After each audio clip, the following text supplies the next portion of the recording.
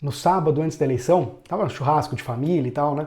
E aí me perguntaram assim, André, segunda-feira, né, depois da eleição, se o Lula ganhar, é para comprar dólar, né? E assim, eu gravei esse vídeo aqui, ele, na verdade, a ideia é que ele fique atemporal, claro que algumas coisas podem envelhecer mal, né, que eu vou dizer aqui, mas eu gravei esse vídeo para dizer o que eu disse para ele, né, sobre, no sábado, antes da eleição, a gente não sabia quem que ia ganhar, tinha as pesquisas, tudo, mas não sabia.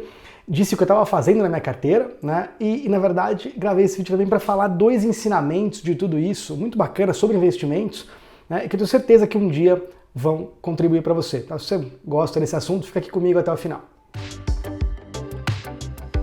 Quando ele fez essa pergunta, eu costumo hoje em dia, né, na verdade, não fico tentando dizer o que eu acho para as pessoas. Eu prefiro falar, olha, o que eu estou fazendo para mim? Quando alguém me pergunta alguma coisa dessa, difícil, que você tem que começar, né, e falar muita coisa, eu viro e falo, olha, para mim, eu estou fazendo isso, por tal.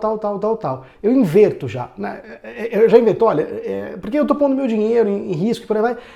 Para a pessoa é muito melhor, porque ela sente muito mais segurança, porque minha pele também está em risco se eu tiver naquilo lá ou se eu não tiver. E o argumento soa muito mais fácil porque eu já estou demonstrando que eu também estou em risco naquilo ou não estou tomando risco naquilo, tá? Então eu falei para ele, olha, eu não estou com essa cabeça de que é a eleição, né, o domingo de eleição do segundo turno que vai definir a próxima tendência macro, pelo menos. Não estamos falando nada de setor aqui, setor micro da economia, eu não tenho dúvida que se a pergunta fosse essa, a minha resposta seria outra, e eu tenho até pouca propriedade para falar sobre isso, mas assim, estatais seriam, né, prejudicadas, né, numa vitória do Lula e por aí vai, mas não é esse o foco, né, era uma questão macro, era uma pergunta do dólar. E a pergunta era especificamente comprar depois do resultado da eleição e não antes. Tem uma série de ensinamentos aqui, né, de detalhes nesse vídeo. Mas primeiro, o que eu respondi? Olha, o que eu faço na minha carteira? Né?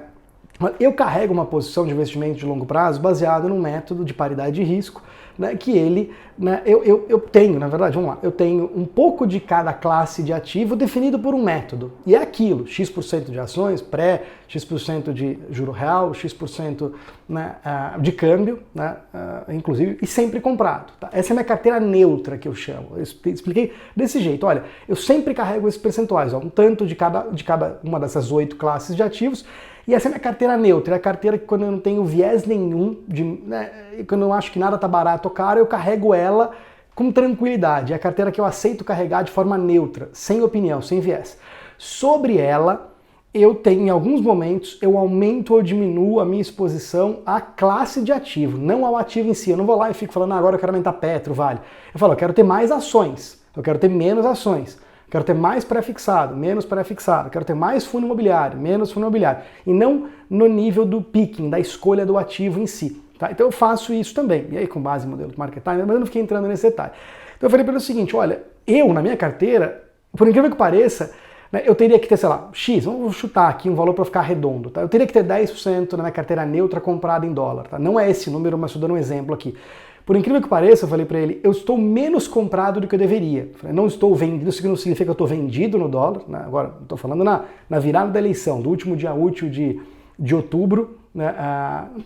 Do dia 29, 28 de outubro, para o fim de semana, para a segunda depois da eleição. Não estou, né, comprado no que eu deveria, não estou tão comprado quanto eu deveria no dólar. E, assim, não estou vendido que nem eu estava alguns meses atrás, né?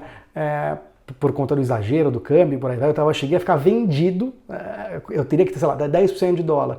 Eu não estava com os 10 e ainda estava com uma pequena aposta na venda. Eu estava com a carteira, com um percentual negativo da carteira em câmbio, significa que eu estava apostando na queda via contrato futuro. Mas agora na eleição, eu falei, eu não estou com o que eu tenho que ter de dólar, né? Eu estou com um pouco abaixo. Mas eu falei, eu estou um pouco abaixo, não muito abaixo. Mas se eu tivesse com um view de compra, de alta, eu teria que estar pelo menos com a minha exposição neutra, que a minha carteira de paridade de risco manda, ou um pouquinho a mais. Geralmente um pouco a mais. E eu estava um pouco a menos. E por quê? Eu sabia que o dólar ia cair? Não. Mas eu não achava que a eleição, esse é o ponto aqui, né? Um dos pontos. Eu não achava que a eleição, expliquei para ele, é ela que vai decidir se o dólar vai cair ou vai subir. Primeiro, vamos lá. Câmbios tem que isolar o fator externo, estamos falando de juros, diferencial de juros americano, vamos isolar isso aqui desse vídeo. E os fatores internos, que eu acho que são os grandes catalisadores, né, não era se o Lula ou o Bolsonaro ia ganhar. Por quê? Porque se o Lula tivesse deixado muito claro quem seriam os ministros, como é que seria a transição, qual que é o plano de governo dele, macro, e tudo que ele vai fazer em termos de responsabilidade fiscal, tudo bem, daria para dizer que a eleição seria um evento binário, e olha, se deu Lula, vai acontecer essa trajetória, se deu Bolsonaro, é outra trajetória. O Lula não tinha, antes da eleição, anunciado o plano de governo com detalhe, não falou sobre ministro, pelo contrário, né, e não falou sobre como ele vai tratar a questão fiscal. Né? Todo mundo sabe, na verdade até o próprio Bolsonaro, se ganhasse, iria mexer no teto de gastos, muito provavelmente, mas ninguém sabe qual é o critério, né, para redefinir o teto de gastos do país. Então é o seguinte, como ganhou a eleição, ok, mas os drivers para mim no câmbio não é ele ganhar ou não, o Lula ganhar ou não, é quem que ele vai, como é que vai ser a equipe de transição, quais ministros vão ser nomeados, especialmente para cargos específicos e técnicos, ministro da Fazenda e por aí vai, né? Que vai demorar um pouco mais, né, para perceber o que eu estou dizendo aqui também, né? Se ele vai baixar, né, dar um passo para trás em termos de reforma, né, das reformas trabalhista, administrativa que foram passando nos últimos meses e anos, né? Não me parece, mas não sei, não era isso que eu estava focado, né?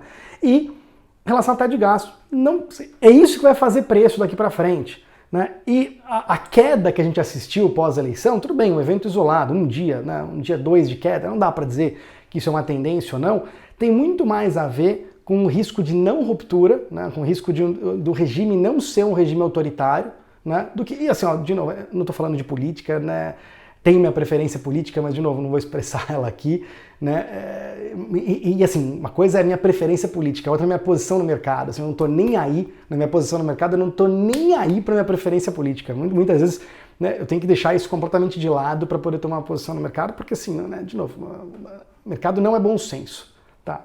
Assim, mercado não é bom senso. Então, eu assumi passar essa eleição com uma posição comprada em câmbio menor do que eu deveria na minha carteira. De novo, porque eu não acho que era esse o driver, dele ganhar ou não. Obviamente eu não esperava uma queda tão grande, né, do dólar na segunda-feira, mas ok, assim, não é uma surpresa, não foi uma surpresa tão grande para mim, tá? Não significa que eu acho que o dólar vai cair, vai subir, eu tô sem opinião sobre isso, né? Inclusive eu venho migrando, eu vim numa posição vendida em câmbio, né? E agora eu venho para uma posição cada vez, assim, voltando a resgatar um pouco de dólar, quanto mais ele cair, mais eu vou ter, mas dentro da carteira de paridade de risco, nunca uma aposta isolada, tá? E é justamente esse, né? São dois ensinamentos que eu queria trazer nesse vídeo aqui. O primeiro, né, que é justamente o que eu tentei falar para ele, né?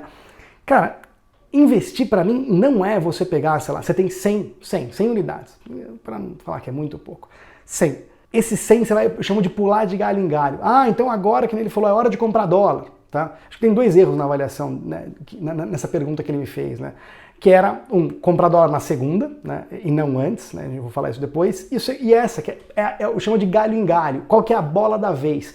Investir achando que a gente tem a capacidade de antever o próximo movimento antes do mercado, tem gente muito mais esperta, né, e muito mais profunda, com muito mais acesso à informação do que nós, e que a gente vai ficar de galho em galho. Ah, não, agora é a hora do dólar. Então você pega, vai lá, pega o que você tem, ou põe tudo em dólar, ou põe uma grande parte, concentra muito. Não precisa ser tudo, mas você concentrar demais, 50% do que você tem, e vai lá, agora é vez de dólar, vai lá e põe tudo em dólar, que nem ele sugeriu. Oh, agora é hora de ações, vai lá e põe tudo em ações. Ah, agora é pior ainda, é hora de Petro.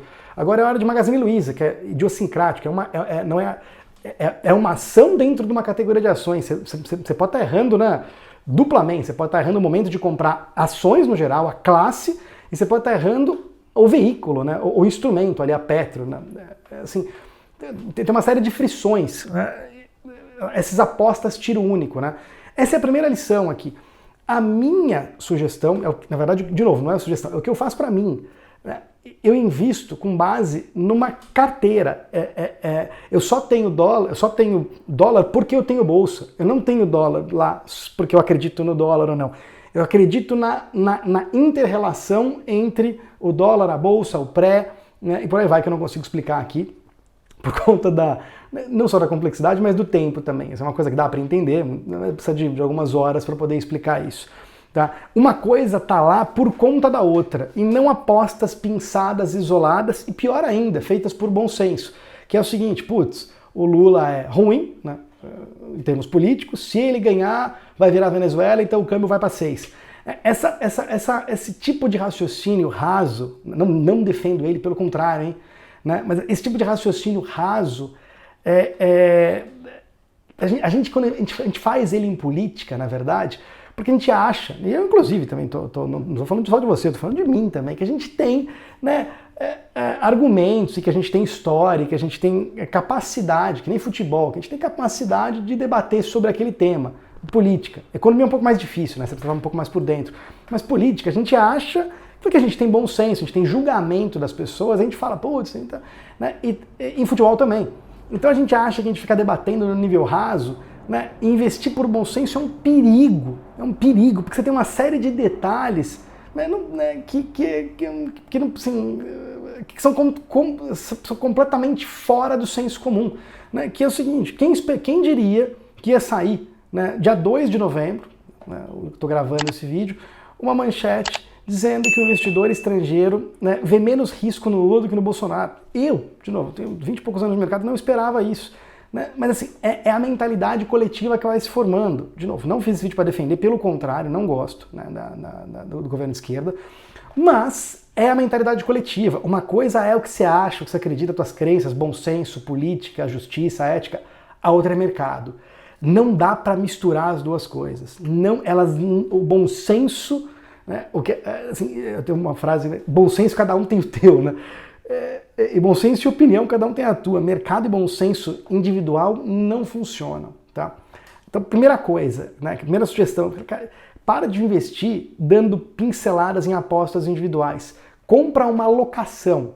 Tá? Existem, sei lá, alguns modelos de alocação, eu escolho de paridade e risco porque eu acho que mais faz sentido lógico, não é o que mais dá dinheiro no longo prazo, mas é o que mais sobe de maneira linear, né, sem uma série de premissas que são ligadas diretamente ao cenário macro, né, a forma dele existir está de maneira completamente ligada à realidade do mercado. Né? Assim, inclusive eu vou fazer um evento, né, no começo da Copa, tá? Anota aí, 22 de novembro, tá? Sei, mas futebol é na parte da manhã, na parte da tarde, e à noite você aprende comigo, tá? Aqui eu vou explicar durante uma semana ali o que é portfólio de paridade de risco, por que eu acredito que ele é melhor, aonde ele é ótimo, aonde ele peca um pouco, e dar outras opções para você ter uma noção, né? Se isso é para você, se não é, e assim, independente dele não ser o teu caminho, o que eu vou ensinar ali certamente vai te guiar, né, no mundo dos investimentos, de fazer ter escolhas melhores ou até escolher outros caminhos que você não tinha pensado, mesmo que não seja esse que eu sigo. Tá? O link para se inscrever nesse evento gratuito está aqui embaixo na descrição do vídeo. Eu falei tudo isso aqui. E o segundo grande ensinamento do vídeo, né, o primeiro é não fazer apostas isoladas e sim pensar sempre num todo, né, numa combinação ou numa locação, tá? Que é o quanto você tem de cada classe de ativos. O segundo ensinamento, né, que ele é óbvio, mas ele não é fácil de perceber sozinho. Que é o seguinte, a pergunta dele foi, André, na segunda-feira, se o Lula ganhar, eu compro o dólar? Eu falei, olha, segunda já passou. Se você esperar segunda e ele ganhasse e o dólar subisse, que não era a minha cabeça, mas eu só fui validando para ele no raciocínio dele, olha, se sobe, vai ter subido já. Claro, talvez não tenha subido tudo que pode, mas não é aí que está a maior gordura, né? E aí eu comecei a explicar, e aí você entra na diferença da aposta e da diferença entre jogar e investir de verdade no mercado. Por quê?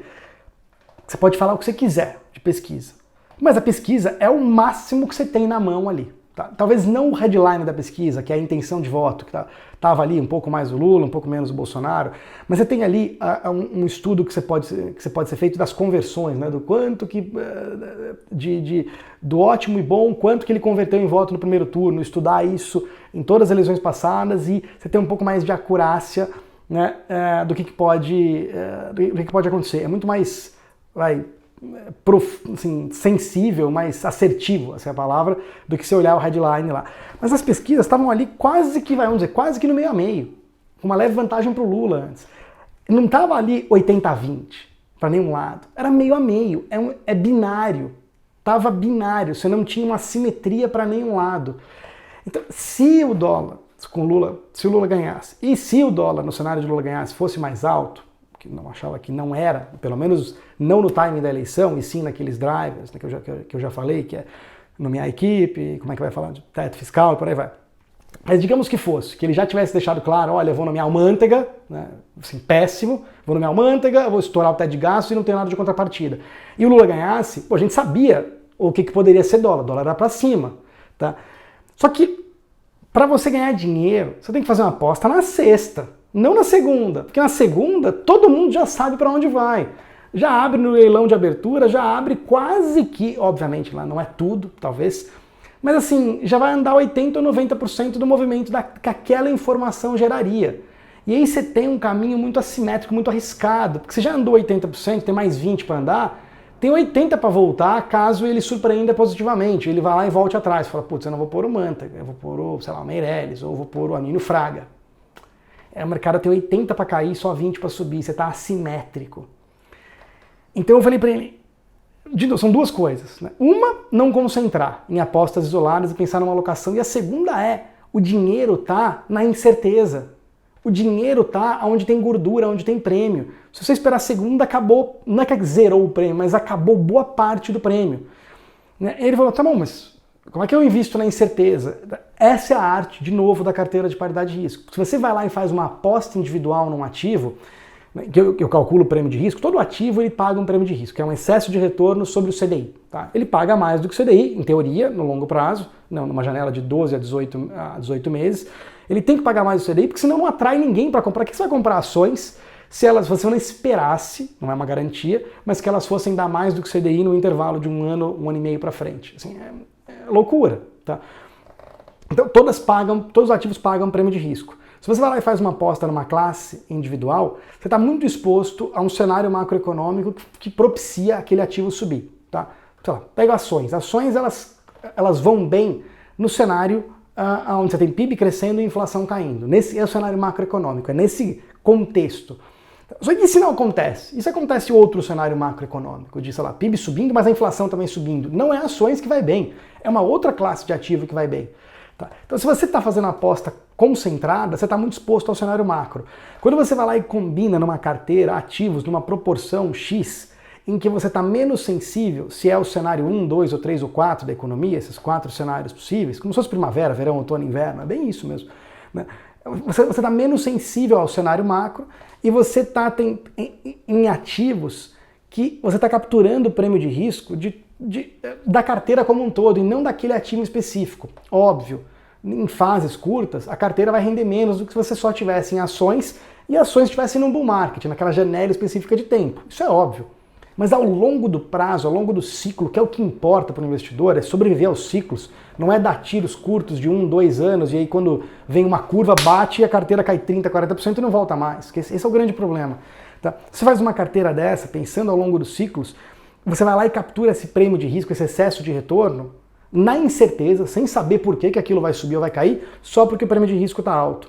Você não está apostando numa classe única, você está olhando o prêmio de risco da carteira, que é uma carteira menos sensível às oscilações macroeconômicas. Sei que isso é meio denso, tá? Mas te convido de novo para assistir esse evento que eu vou fazer na semana do dia 22. De novo, eu sei que é semana de Copa, mas de novo, você vai estar lá, né, assiste o jogo de manhã e no final do dia, 7, 8 horas da noite, você vem acompanhar algumas lives aqui para poder ou aprender esse método, assim, se não for seguir esse método, pelo menos vão ter caminhos alternativos que eu tenho certeza que você vai gostar. Tá? O link para se inscrever nesse evento gratuito está aqui embaixo na descrição do vídeo.